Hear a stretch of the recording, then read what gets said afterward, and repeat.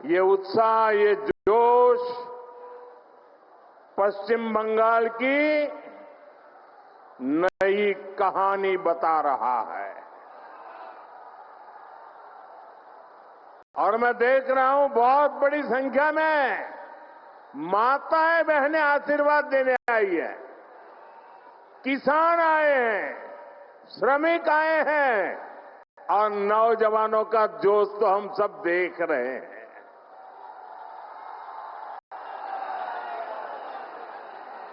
सभी एक ही भाव से, एक ही आस लेकर के आए हैं कि हमें असली परिवर्तन चाहिए। हर कोई 15 वर्ष के महाजंगल राज को बदलना चाहता है। और अभी तो बीजेपी एनडीए ने बिहार में जंगल राज को एक बार फिर से रोका है।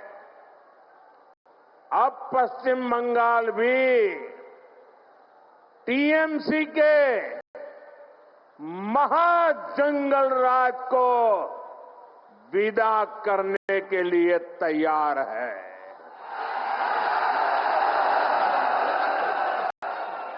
तैयार है ना? पक्का? तो मेरे साथ एक संकल्प लेंगे? संकल्प लेंगे?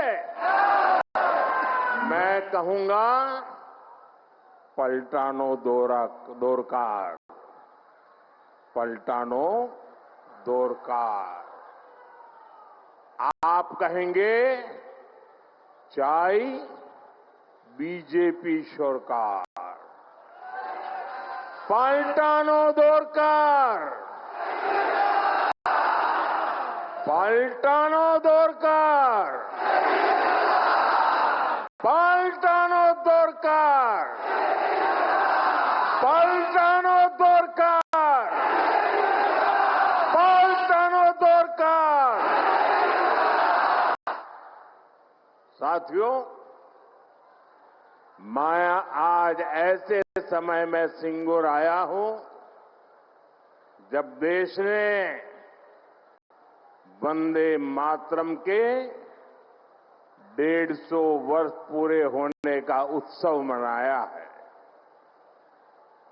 संसद में भी विशेष चर्चा करके वंदे मातरम का गौरवगान किया है।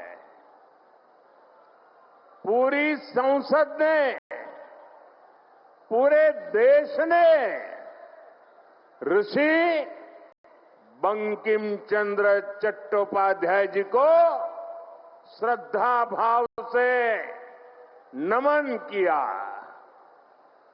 हुगली और वंदे मातरम का रिश्ता तो और भी विशेष है।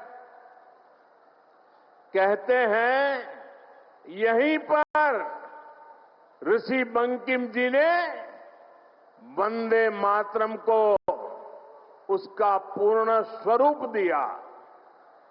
साथियों, जिस प्रकार वंदे मातरम आजादी का उद्घोष बना था,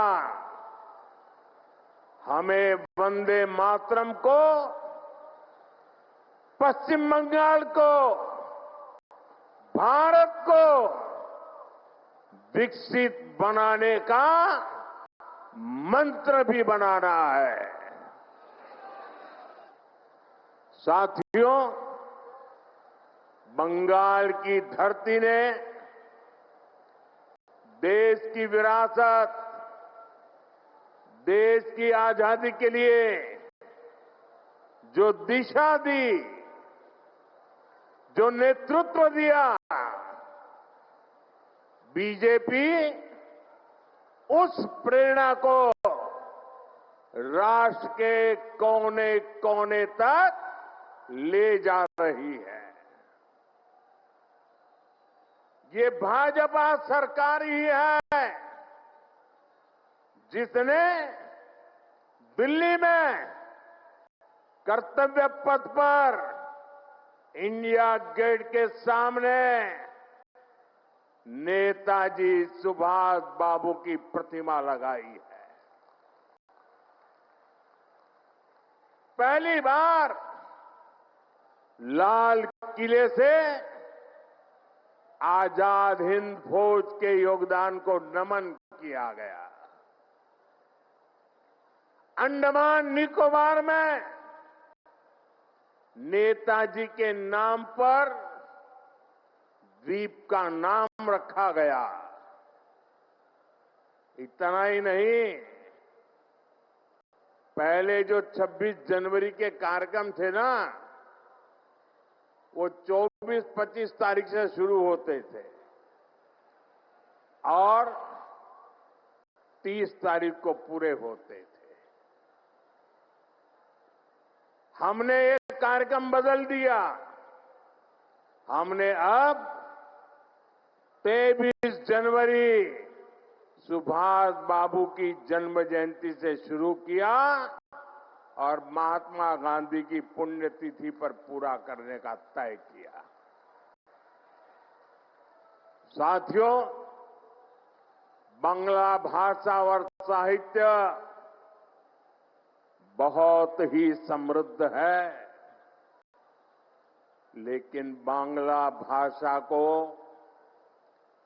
क्लासिकल लैंग्वेज का दर्जा भी तब मिला जब आपने मुझे आशीर्वाद दिया, बीजेपी की दिल्ली में सरकार बनाई। इससे बांग्ला भाषा में रिसर्च को बल मिलेगा। साथियों, बीजेपी के सरकार के प्रयासों से ही दुर्गा पूजा को यूनेस्को ने कल्चरल हेरिटेज का दर्जा दिया है। ये टीएमसी वाले दिल्ली में सोनिया जी की सरकार में भागीदार थे, क्या तब ये सब काम नहीं करा सकते थे क्या?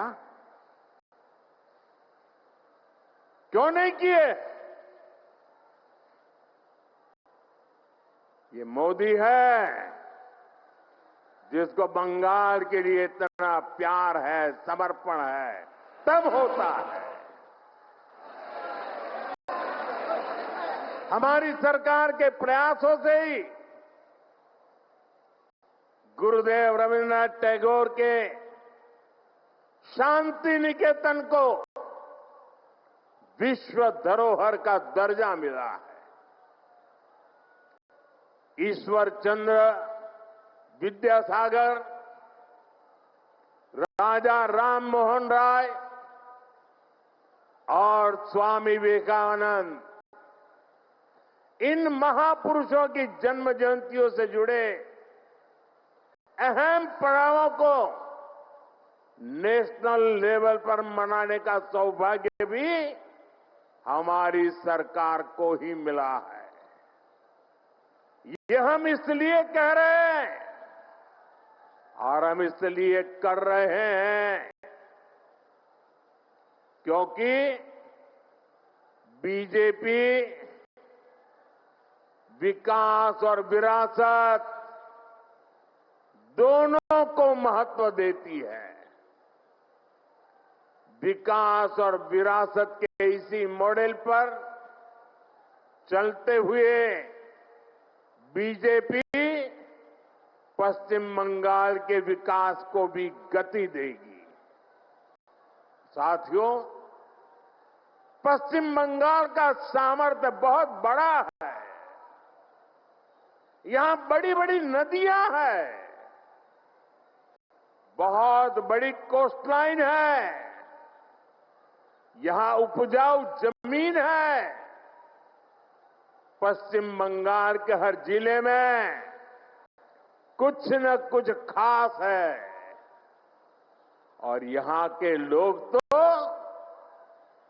बुद्धि, प्रतिभा, सामर्थ्य, समर्पण अद्भुत है।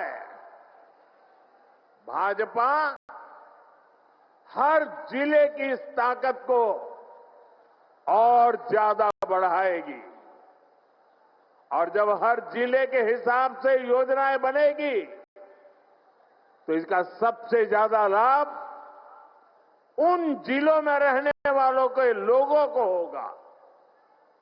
जैसे यहां की धनिया खाली साड़ी है, यहां का जूट है, हैंडलूम से जुड़े अन्य प्रोडक्ट है, पीढ़ियों से लोग इस काम से जुड़े हैं। BJP one district one product scheme के तहत हर जिले के ऐसे प्रोडक्ट को प्रोत्साहन देगी। भाजपा सरकार बनाते ही प्लास्टिक को लेकर ठोस नीति बनाएगी और जूट की पैकेजिंग को और बढ़ावा देगी। इससे यहां के जूट उद्योग को और बल मिलेगा। साथियों, हुगली में बहुत बड़ी मात्रा में आलू और प्याज की खेती होती है, अन्य सब्जियां भी उगाई जाती है। दुनिया में फ्रेश सब्जियों की बहुत बड़ी डिमांड है। साथ ही पैकेज सब्जियां के लिए भी दुनिया में बहुत बड़ा मार्केट है। मेरा तो सपना है कि दुनिया भर के बाजारों में भारत के किसानों, भारत के पशुपालकों और भारत के मछुआरों के उत्पाद दुनिया में धूम मचाए। दोस्तों, दुनिया में धूम मचाए। इसलिए देश भर में फूड प्रोसेसिंग फैसिलिटी और कोल्ड स्टोरेज चेन बनाने पर बहुत काम हो रहा है। यहां बनने वाली भाजपा सरकार इस काम को भी तेज गति से आगे बढ़ाएगी और ये मोदी की गारंटी है। साथियों, मेरा निरंतर प्रयास रहता है कि बंगाल के नौजवानों, बंगाल के किसानों, बंगाल की माताओं बहनों की हर संभव सेवा करूं। लेकिन यहां की टीएमसी सरकार केंद्र सरकार की योजनाओं को आप तक ठीक से पहुंचने ही नहीं देती। अरे भाई, अगर इनको मोदी से परेशानी है, ये तो मैं समझ सकता हूं। इनको बीजेपी से दुश्मनी है, ये भी समझ में आता है। लेकिन टीएमसी तो बंगाल के लोगों से अपनी दुश्मनी निकाल रही है। टीएमसी यहां के नौजवानों, यहां की माताओं बहनों, यहां के किसानों से दुश्मनी ठाने हुए हैं। साथियों, बंगाल के मछुआरों से टीएमसी कैसे अपनी दुश्मनी निकाल रही है, इसका मैं आपको एक उदाहरण देता हूं। बंगाल में लाखों परिवार मछली के काम से जुड़े हुए हैं। यहां से अभी जितनी मछली एक्सपोर्ट होती है, उससे कहीं अधिक संभावनाएं बंगाल में है। बंगाल के फिशरमैन में वो ताकत है। इसके लिए जरूरी है कि मेरे मछुआरे भाई बहनों को मदद मिले, मेरे मछुआरे भाई बहनों को बेहतर टेक्नोलॉजी मिले। इसी सोच के साथ देश भर के मछुआरों की मदद के लिए केंद्र सरकार ने एक डिजिटल प्लेटफॉर्म बनाया। इस डिजिटल प्लेटफॉर्म पर देश भर की राज्य सरकारें अपने यहां के मछुआरों के नाम रजिस्टर करवा रही है। लेकिन बंगाल में इस काम पर ब्रेक लगा हुआ है। हम बंगाल की टीएमसी सरकार को बार बार चिट्ठी लिखते हैं। मुख्यमंत्री जी चिट्ठी नहीं पढ़ती है, लेकिन अफसरों को तो पढ़ने दो। लेकिन टीएमसी सरकार यहां के मछुआरों के रजिस्ट्रेशन में बिल्कुल सहयोग नहीं कर रही है। इससे बंगाल के मछुआरों को पीएम मत्स्य संपदा योजना जैसी केंद्र की स्कीम का फायदा नहीं मिल पा रहा है। साथियों, टीएमसी बंगाल के नौजवानों के भविष्य के साथ भी खेल खेल रही है। पूरे देश में हजारों आधुनिक पीएम श्री स्कूल खोले जा रहे हैं, लेकिन टीएमसी बंगाल के बच्चों को पीएम श्री स्कूल की बेहतर शिक्षा से भी वंचित रख रही है। आप मुझे बताइए, बंगाल के बच्चों का भविष्य तबाह कर रही टीएमसी सरकार को जाना चाहिए कि नहीं जाना चाहिए? जाना चाहिए कि नहीं जाना चाहिए? ये टीएमसी को भगाना चाहिए कि नहीं भगाना चाहिए? ये टीएमसी को हटाना चाहिए कि नहीं हटाना चाहिए? बंगाल को बचाना चाहिए कि नहीं बचाना चाहिए? नौजवानों का भविष्य बनाना चाहिए कि नहीं बनाना चाहिए? माताओं बहनों को सुरक्षा देनी चाहिए कि नहीं देनी चाहिए? क्या ऐसी टीएमसी सरकार को बंगाल को सजा देनी चाहिए कि नहीं देनी चाहिए? ये टीएमसी को सजा मिलनी चाहिए कि नहीं मिलनी चाहिए? साथियों, देश में जो भी सरकारें विकास को रोकती हैं, गरीब कल्याण के काम में रुकावट डालती है, देश का मतदाता अब जान चुका है, देश का मतदाता जाग चुका है। ये रुकावट डालने वाले हर किसी को लगातार सजा मिलती रही है। दिल्ली में भी, दिल्ली प्रदेश में एक ऐसी ही सरकार थी जो केंद्र की योजनाओं को लागू नहीं होने देती थी। हम उनको कहते रहे कि दिल्ली के गरीब परिवारों को मुफ्त इलाज देने वाली आयुष्मान स्कीम लागू करो, लेकिन वो सुनते ही नहीं थे। वो राजनीतिक हिसाब किताब में ही लगे रहते थे।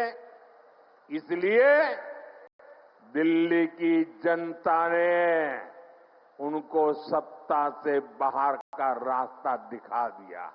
मुख्यमंत्री को भी घर भेज दिया।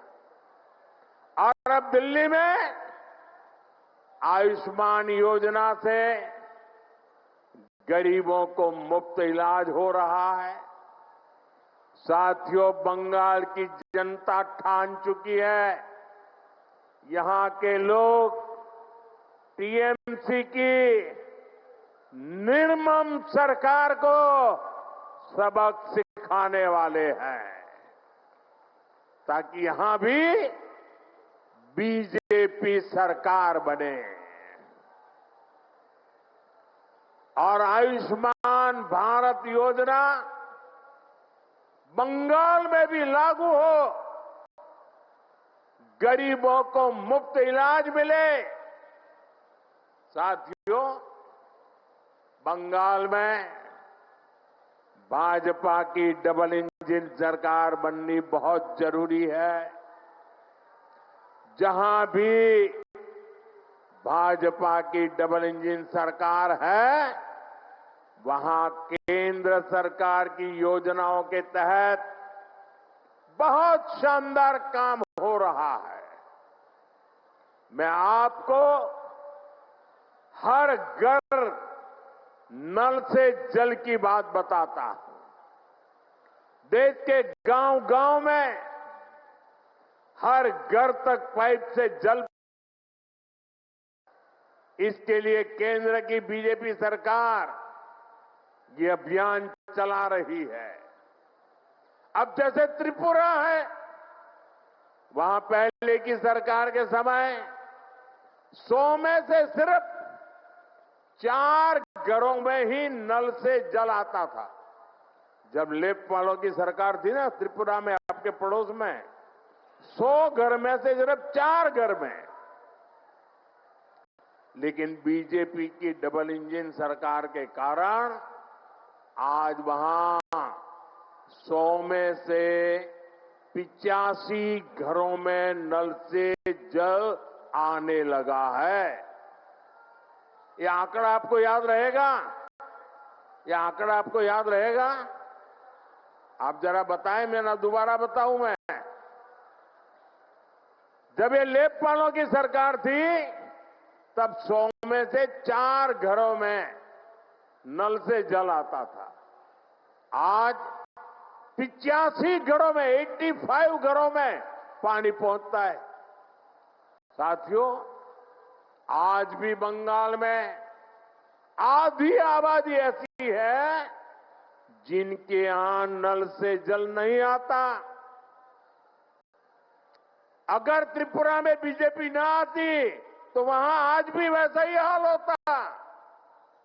बंगाल में बीजेपी आएगी तो यहां हाल बदलेगा। हमारी माताओं बहनों को,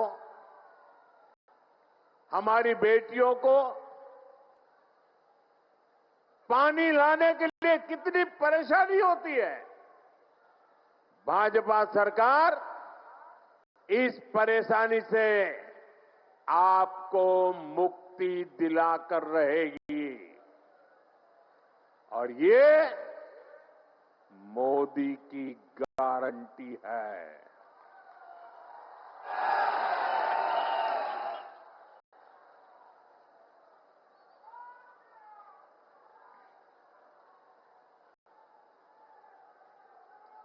साथियों, बंगाल से टीएमसी के महाजंगल राज का जाना और बीजेपी के सुशासन का आना, ये बहुत जरूरी है। इसके लिए ईश्वर चंद्र विद्यासागर जी के बताए रास्ते पर चलना होगा। उन्होंने नारी शक्ति और युवा शक्ति को परिवर्तन का माध्यम बनाया था। अब बंगाल की बहनों बेटियों को, यहां के नौजवानों को अपनी आवाज बुलंद करनी होगी। टीएमसी के राज में बेटियां भी सुरक्षित नहीं है और शिक्षा व्यवस्था भी, यहां की शिक्षा व्यवस्था भी माफिया और भ्रष्टाचारियों के कब्जे में है। इसलिए मैं पश्चिम बंगाल की माताओं बहनों से भी एक आग्रह करना चाहता हूं। आपके बेटे बेटियों को तब तक अच्छी शिक्षा और अच्छी नौकरी नहीं मिलेगी जब तक यहां टीएमसी के पास सत्ता की ताकत रहेगी। इसलिए आपको आने वाले विधानसभा चुनाव में भाजपा को वोट देना है। भाजपा को आपका एक वोट पक्का करेगा कि यहां कॉलेजों में बलात्कार, रेप और हिंसा की घटनाओं पर लगाम लगे।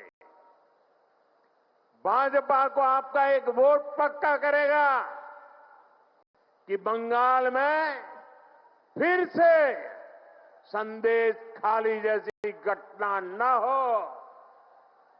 भाजपा को आपका एक वोट इस बात को पक्का करेगा कि फिर से बंगाल में हजारों शिक्षक अपनी नौकरी नहीं खोए। साथियों, टीएमसी को सबक सिखाना बहुत जरूरी है। यहां छोटे से छोटा टीएमसी का नेता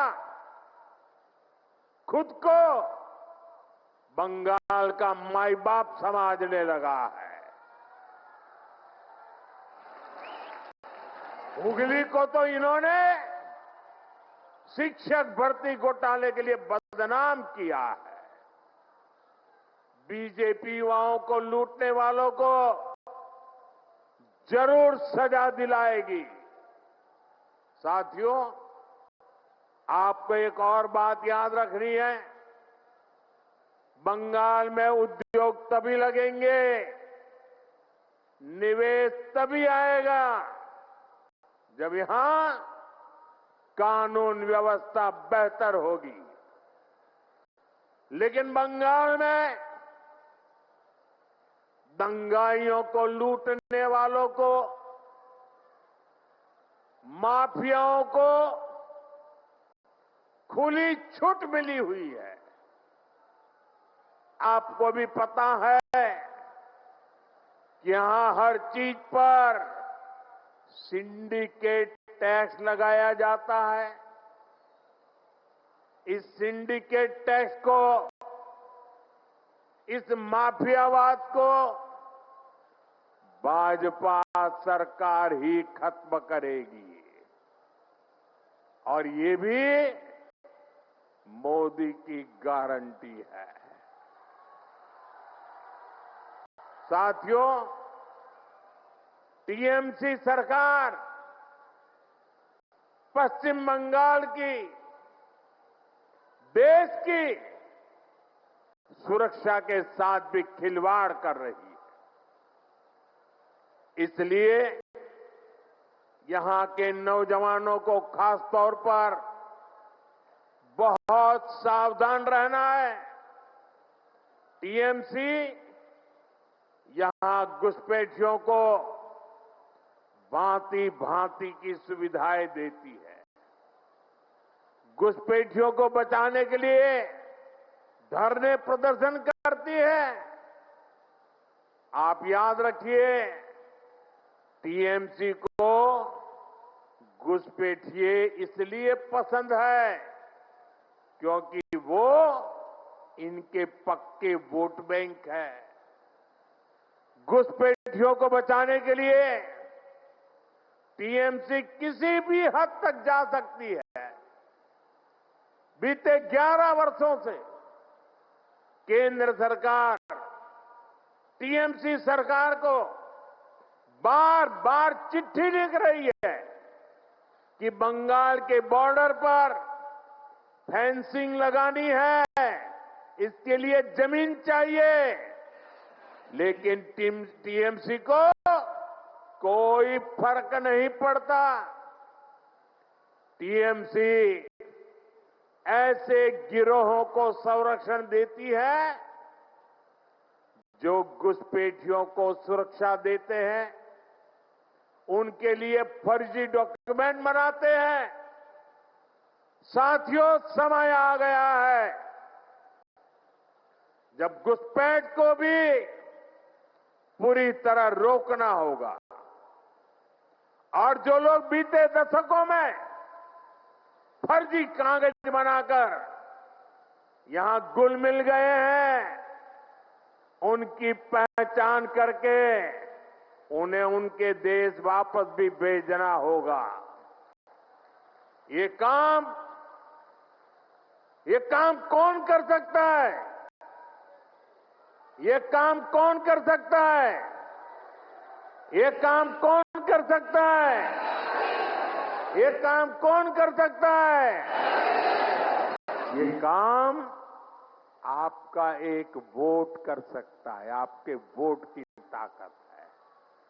आपका वोट ये सारे सपने पूरा करा सकता है। बीजेपी को दिया आपका एक एक वोट घुसपैठियों को भगा सकता है।